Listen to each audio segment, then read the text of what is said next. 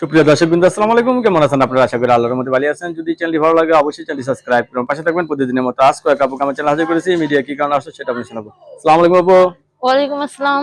ভালো আছেন? এই তো আছি মোটামুটি, আপুর কি আলহামদুলিল্লাহ ভালো। বিয়ে শাদী হয়েছে? না, বিয়ে হয়নি। বয়স কত আপনার? এই তো 22।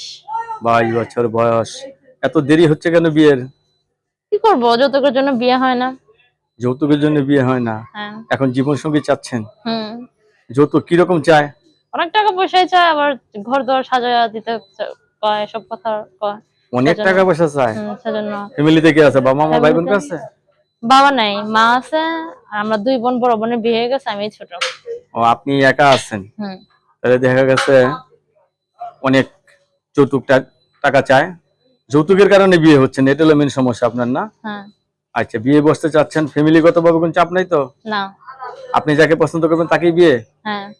দর্শক, এই আপুর কথাগুলো শুনলেন। আপু এখনো বিয়ে হয়নি, আপু বিয়ে বসতে চাচ্ছে। ছেলে যে বয়সের হোক, আপুর কোনো সমস্যা নেই, আছে? না।